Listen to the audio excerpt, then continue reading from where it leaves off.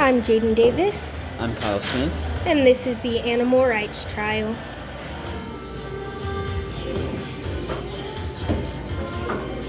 For this our title is Animals Deserve Rights Too. This is for U.S. history. So to start off, animals mean much more to our society and environment than being used and tortured for entertainment or neglected. Animal abuse has been a problem in our world for decades.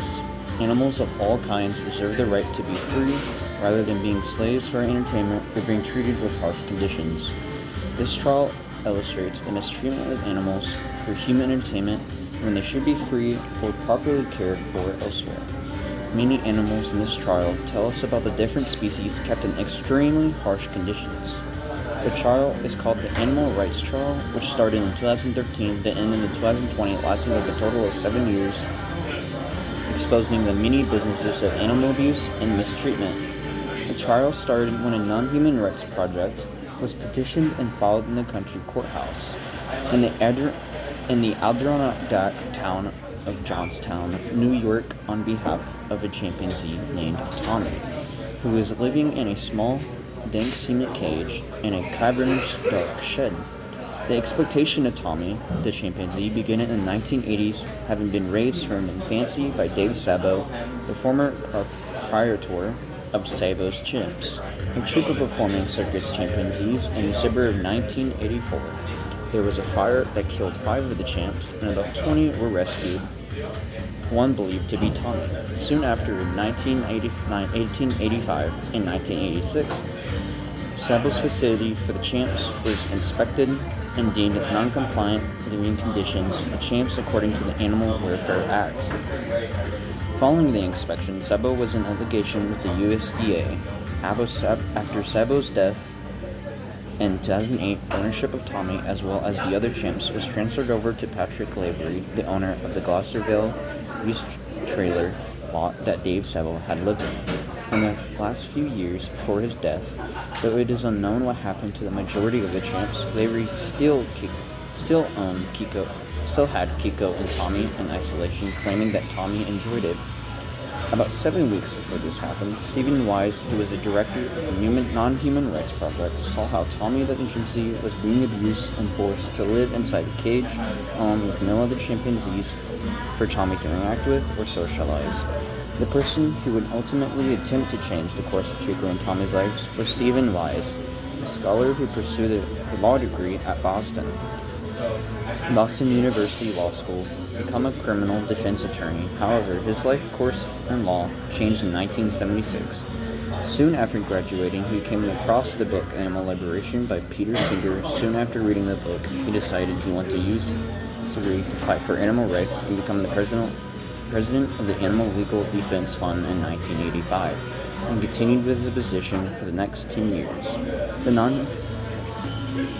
The Non-Human Rights Project's main goal is leading the legal fight to secure fundamental rights for non-human animals through a state-by-state, country-by-country, long-term litigation campaign, giving all animals more rights and the right to be treated better.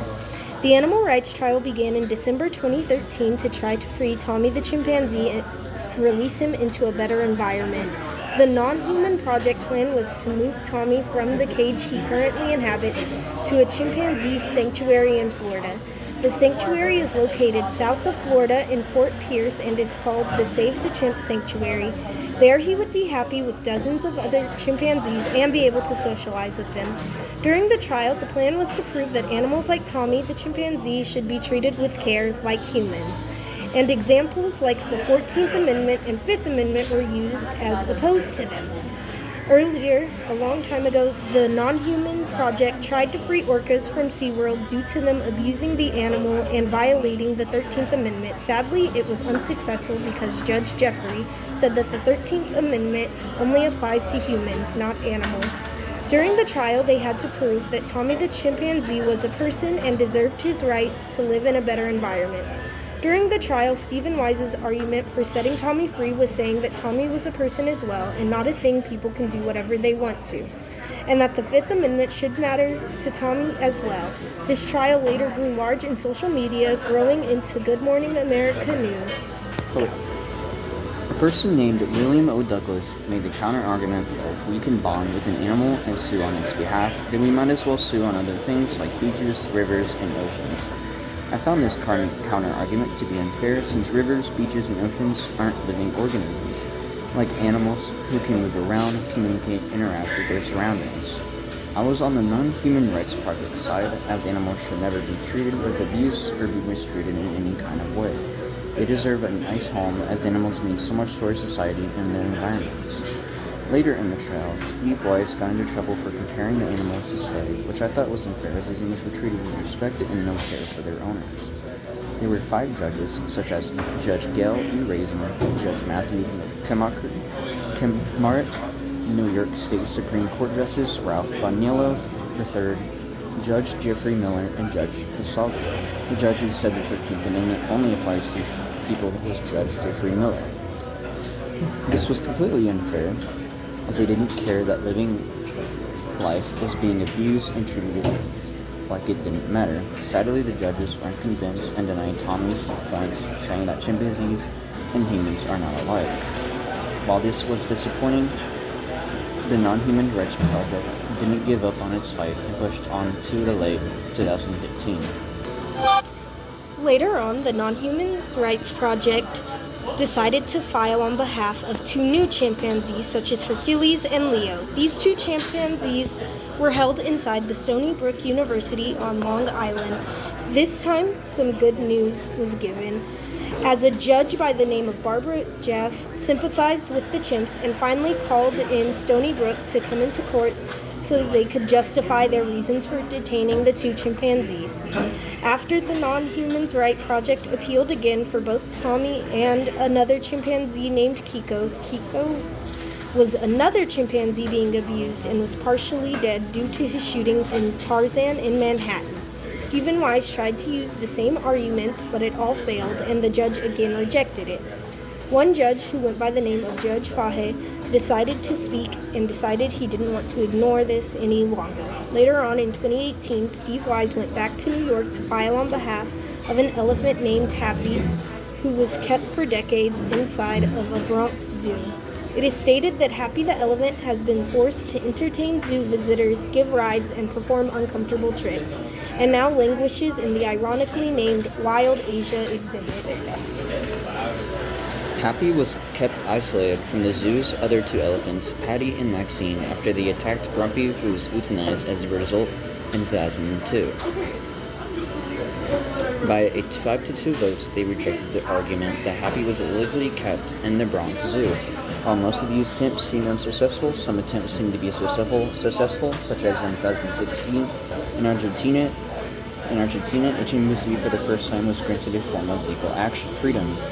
The chimp's name was Cecilia, and it was said she was denied her freedom. It was said the court decided that the writ of habeas corpus was the most legal action for the specific situation of an animal, deprived of its basic rights. Therefore, the writ of habeas corpus was admitted to protect Cecilia's rights to live in an environment and in a condition adequate to her species. The court decided for the plaintiff with the purpose of guaranteeing the right of Cecilia to live in an environment and under conditions adequate to her species. Our thoughts on the matter are that it was sad to see how all these different animals were treated like champs, treated with abuse and with no care at all, like chimps, orcas, and elephants, have been kept in captivity and mistreated. We felt like the trials were unfair as they let people get away with mistreating these animals. Hopefully one day we will get rid of these animal abuse and find different ways to treat animals better. Possible. My opinion on the matter, that it was unfair how the trials treated these animals like objects instead of living beings. Animals have souls and should be treated fairly and cared for like the others. Animals have souls and are just objects that we can just stare at, like puppets, and they aren't toys, and they should be treated with care as they mean a lot to our society and environment.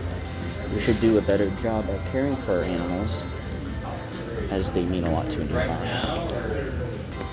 I also found this ruling to be unfair, as most everyday people don't have an in-depth knowledge on how important socialization is to animals such as chimps, as it affects not only their mental health but also their physical health.